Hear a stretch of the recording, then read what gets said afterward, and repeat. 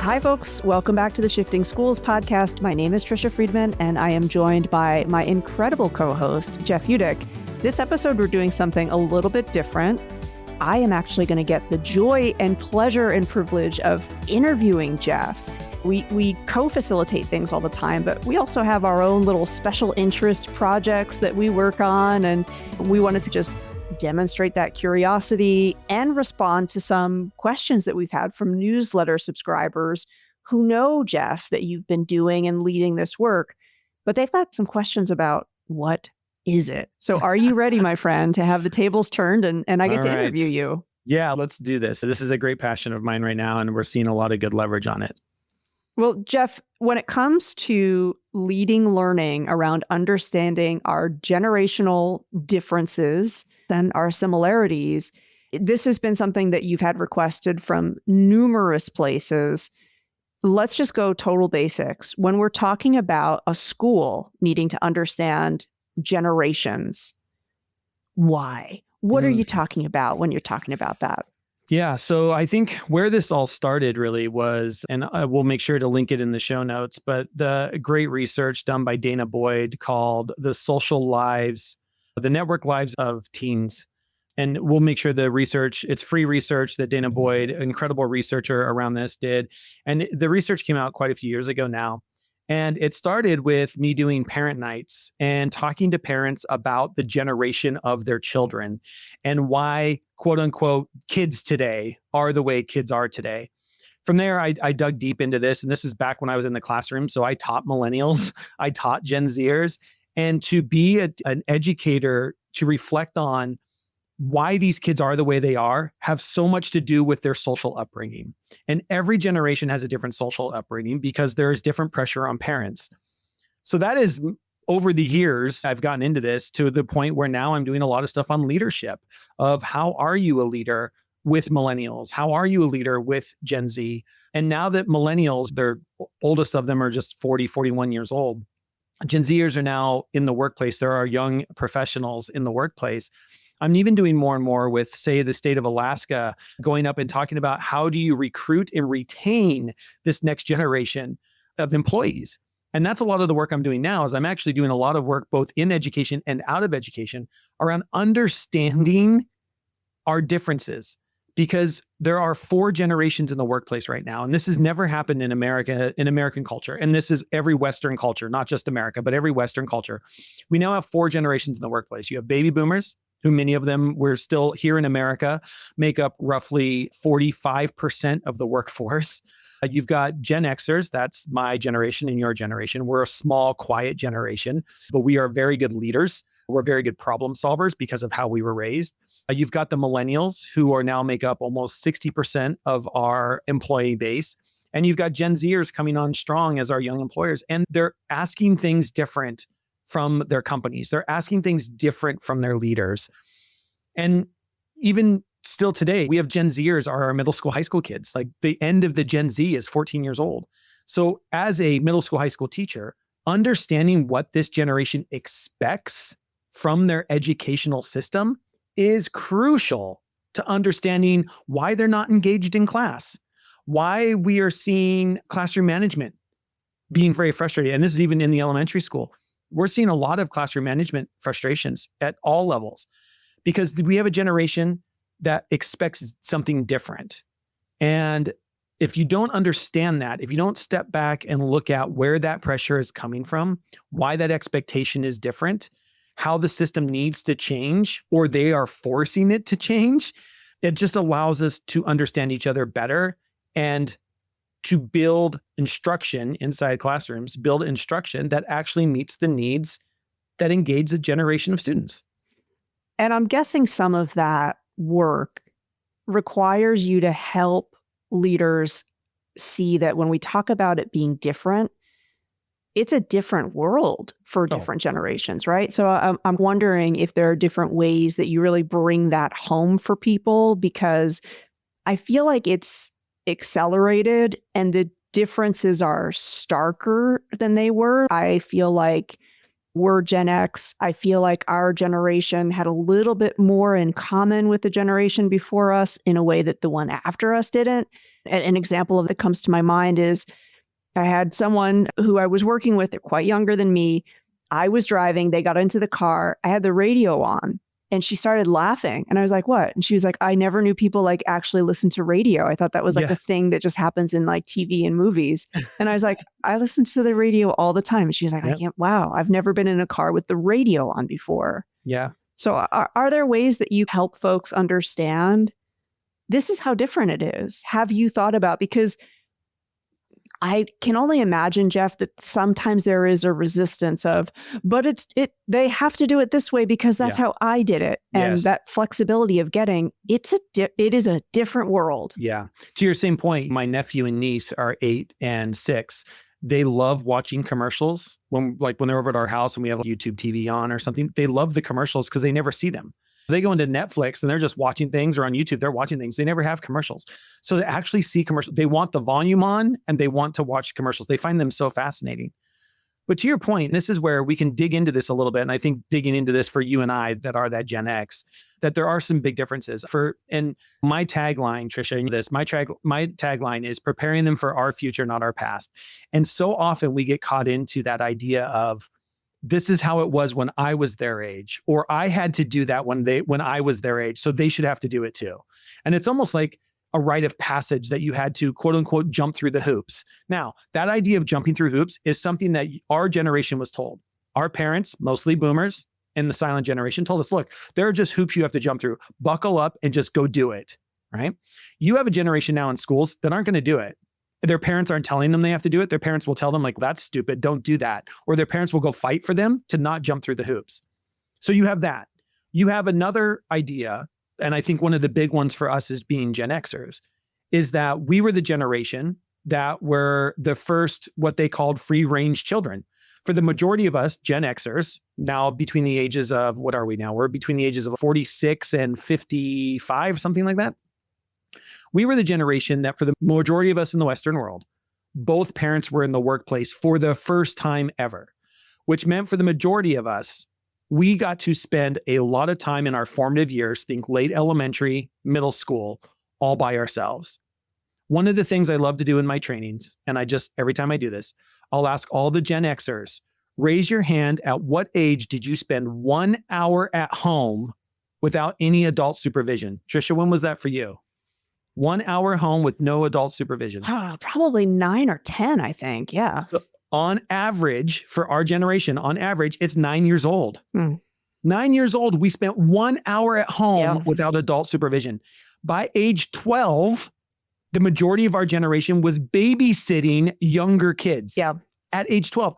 I can't find any 12-year-old who is allowed to go babysit younger kids or parents of younger kids that would ever trust a 12-year-old with their younger kids. But see, we did that. Our generation, like by 10, 12 years old, we were taking care of little kids and parents needed a babysitter and you went down, I walked three houses down and babysat the kids while the parents went out. You can't find that today. There is not a child being raised today that has a babysitter that's 12 or 13.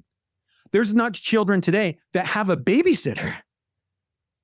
We have before school programs. We have after school programs. If you do have a babysitter, the majority, specifically here in America, the majority of those babysitters are actually a relative. We don't trust people outside of our core family anymore. If we do, we want to have a background check on them. We want to have the nanny cam in the house so we can see exactly what's happening. That alone is a completely different way of being raised. So if you're a Gen Xer and you're a teacher, you're saying to yourself, what's wrong with these kids today? They don't know how to be alone. And you're 100% right. They don't know how to be alone because they've never been alone. Gen Xers will look at kids today and say, oh my gosh, I was so much more mature than these kids were. Yes, because you spent hours by yourself taking care of yourself or your younger siblings at ages 9, 10, 11, 12, 13. This generation doesn't have that experience. This generation hasn't been alone. In fact, for Generation Z, which are our middle school kids and high school kids, the average age that one of them gets to spend 1 hour at their house, not out with friends, 1 hour at home without adult supervision, the average age is 15. So in 2 generations, we've gone from the average age of being 9 to the average age of being 15. And if you just think about the difference that is culturally, it impacts everything about the way that we look at these different generations. And as a teacher, I need to understand they didn't have the same upbringing as I did. They didn't get to spend their entire middle school years by themselves. Yeah. Which is why on the flip side, Gen Xers, we don't like to do group work. We like to work alone. Gen X, our generation, is the generation that is pushing the work at home movement.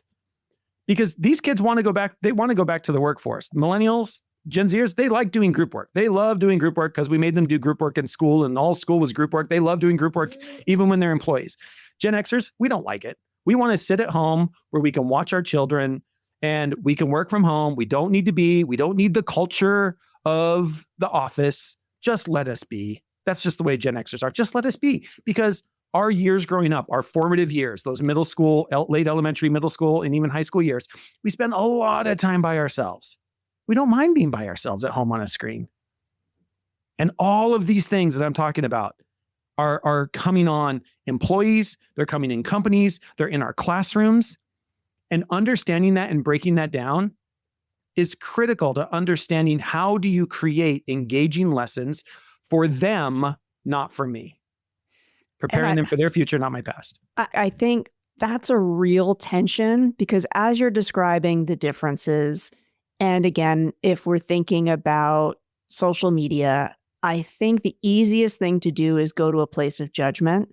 Yeah. And is go to but there's a right way. Yeah. When it just is, right? And I wonder, what learning do you think we need to be doing around avoid the judgment trap? I feel like that's something, as you mentioned at the beginning of the episode, it's always these kids these days, right? Like how many times are we going to echo that versus realize it just is. You don't have to say my childhood was necessarily better than yours or there's a right way to raise kids. Everything is contextual. Yeah. So what does it mean to get to that stance of just understanding it is? And if you go from that rather than go from judgment, to me, I think, as you said, it's about working with them as a learning designer, not against. Yeah. And I think there's a lot of things that, to your point, that are playing into this. Every generation believes the technology of the new generation is going to destroy them. Us being Gen Xers, perfect example, we were the TV generation. We watched so much TV that our brains were supposed to melt. Literally, that was everybody's biggest concern. And it didn't happen. Is social media, are there issues with social media? 100%. Is it reconfiguring what this generation does? Yes. But at the same time, they need it. They need to understand how social media works because it is a huge impact into their lives. It's a huge impact in who they're going to be. You take the social media net, and this is one thing that I do with schools. You take the one social media platform called LinkedIn. LinkedIn here in America is responsible for 94% of job applications. Wow. That is a social media platform. Wow. That if you don't understand how to use it, you're not going to get hired. On the flip side, if you understand how to use it, it's a game changer for people. 94% of all hires have some type of LinkedIn connection here in America. And the crazy part is, in order to set up a LinkedIn profile, you have to be 16 years old. So what we need to be doing is teaching kids, how do you leverage social media? How do you truly create an amazing, impactful post? How do you write a resume, not on paper, because nobody wants a paper resume anymore. They want your LinkedIn resume. And why is not every senior across America and across the Western world graduating with a LinkedIn profile? That is being future ready. That's being future ready. And it's social media. But instead, we're going to ban all social media. We're going to tell kids that it's this horrible thing.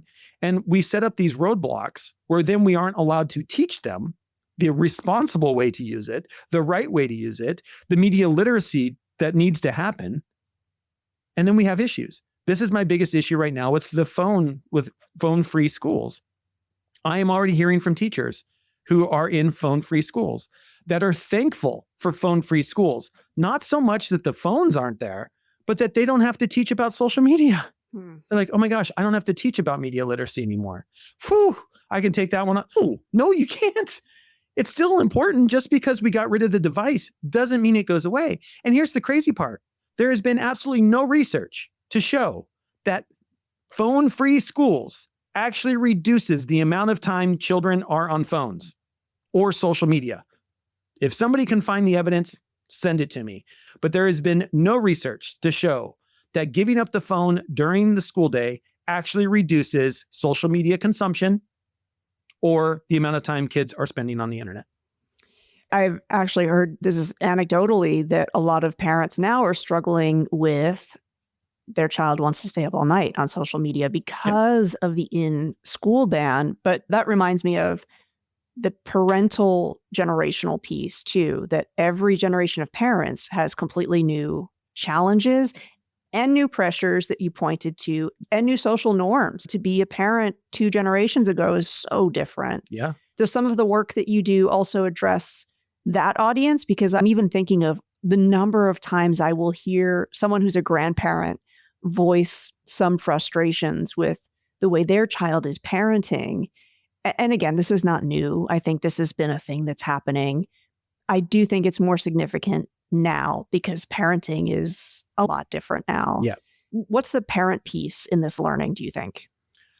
So I think the parent piece in the learning is understanding that whenever you decide, this is one of the things I like to tell parents, whenever you decide is the right time for your child to have a phone, is the right time for your child to have a phone. There's so much pressure specifically around cell phones with parents that I constantly hear about. But that's one of the things is that they're trying to figure out what is the right age. That's probably the question I get asked the most at parent nights. What's the right age for my child to have a phone? And the right age is when you feel like they're responsible enough. That's it. Trust your gut. There isn't any specific age. The only guidelines that we have from the American Pediatric Association, who's a trusted organization, they say no screens, 0 screens before the age of 5. Now that's not happening, right? Where the average child in America touches a connected device for the first time at 18 months after the pandemic, down from 2 years before the pandemic. Even though the American Pediatric Society says no screens until age 5. Then it should be limited to less than 2 hours between ages 5 and 7. And then after age 7, they're like, it's on you. So there's no age. So I think there's a lot of pressure on parents of when do I allow them to have social media? When do I allow them to have a phone? And there's so much pressure within society and within schools. I know there are some schools where the parents have come together and said, we're not going to let any of our kids have a phone until grade 8. And you only need a couple of those parents to break that rule, or the grandparents don't know the rule happens, so the grandparents buy the phone or whatever it happens, and the whole thing falls apart.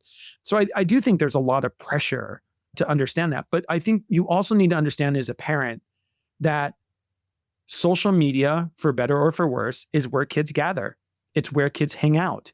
Our kids are so overscheduled today that they don't get to go to the mall. And many malls don't allow kids to go hang out there. So the only place kids can hang out are in their video games, which I have a lot of parents that say, yeah, my kid goes up and plays video games because they're talking with their friends. It's where they hang out. It's like being at the mall, only they're sitting on their rear up in their bedroom. So understand that there's more to social media than just doom scrolling. Just like our parents limited it for us, you limit it for the kids. Whatever writes for your child. 30 minutes, an hour. My parents would drop us off at the mall and we were there for an hour and then we got picked up by some other parent. That was it. We didn't get to spend hours at the mall. You had to spend an hour hanging out with your friends. And then you had to go back and do whatever it was you needed to do. So I think there's a lot of those things we can look at and we can take from our own experiences. But think about the space is different, but the ideas are the same. I am so jealous, Jeff, of anybody that's been at one of your sessions when you're doing a deep dive into this. I'm wondering if, in closing, somebody who's listening and is saying, we got to bring this to our district, we've got to bring this to our school. Can you maybe just give us what are a few of the headlines of, this is a training I offer, here's how long it takes, and what you're hearing back, because I know you're hearing back from folks on the difference it makes all the time. Yeah, so there's a couple things. The one that seems to to be going really right now is a talk I'm doing called Generational AI, which talks about all the differences of these generations. What does that mean for schools? What does that mean for us working together as educators? Why are kids different today, and what can we do to leverage that? And then I wrap it up by talking about we are the generations in the AI era. And so it's going to be on us. And every generation brings a different outlook to AI. I even talk about the DEI work. And Tricia, I know you're big into DEIJ work. And when we do that kind of work, we need to lean on our younger generations who truly understand and really soak in this idea of DEI. Like they are our generations of DEI. And so we need to make sure we're in our schools, making sure that we make them a part of that, make them a part of those discussions and conversations we're having in schools. So that's a big one that I'm doing. I'm doing a lot right now around recruiting. We know we're in a teacher shortage. We're going to be in a teacher shortage for a while here in America, and I'm going to guess the rest of the Western world. And I think part of that is our messaging about what it is to be a teacher is messaging for boomers and Xers, and we have not changed our messaging for Gen Zers and the generation that's coming after them, Gen Alpha. And so that's a lot of the work that I'm doing now. And I'm also doing work. I'm doing more and more work in the corporate world. I've worked with Fortune 100 companies around this idea of generational leadership. When we're talking either superintendent or principals, what does it mean when you have 4 generations in your workplace and the way that you are trying to move your organization forward and having to understand the generational differences that are in front of you, even in a staff meeting? I know principals who've been in a staff meeting and you have to try to engage a 24-year-old and a 65-year-old. And those generations are so far apart. How do you make sure that you are able to talk to both ends of that spectrum? So that's a lot of the work that I'm doing. You can reach out. There's more over on my website as well. You can see a lot of the stuff over there.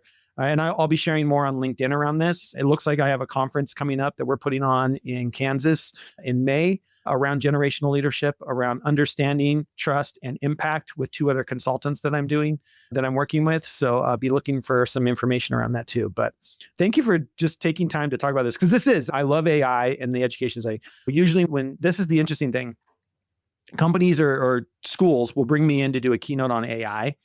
And I don't like to keynote AI because it's a tool. It's like standing up there and saying, I've got this new amazing thing called a pencil, and talking in an hour on a pencil. You can't talk an hour on a tool. You've got to be hands-on with tools. So my AI sessions are always hands-on. So I do generational AI as the keynote, and every single district, it is the one thing they talk about, because understanding each other, understanding the human is priority number 1 before we ever have to worry about what AI is going to do. That makes so much sense to me, Jeff, because it's also, when you're talking about generations and you're talking about AI, it's that reminder of the world changes. Yeah. So that hand in hand totally makes sense. And I think I think about how our communication needs change and shift and how vital that is. If you're in education and you're still communicating with parents and caregivers the way that you did 15 years ago, you're probably noticing people aren't reading that content. It has to, everything's got to evolve. That's right. The world evolves, right? And we're part of that. So that makes perfect sense. Yeah, we'll make sure those links are over there in the show notes. Thank you, Jeff, for just letting me dig in and ask you questions about this new, very important work that you're leading. Thanks, Tricia. And we'll do more of it here on Shifting Schools. Thanks for listening to today's episode. I wanted to remind you not to miss out on our webinar series happening April 17th that we're calling Unlock the Power of AI for K-12 Learning. Join us for 3 engaging 45-minute webinars designed for future-facing educators like you. Can't make it live? No problem. Your ticket includes access to all the recordings. Remember to use code SSPOD25 at checkout to save $25 on registration. If you have a team of 5 or more who would like to join us, contact us for our team rate. You can learn more and register at shiftingschools.com. Hope to see you there, April 17th.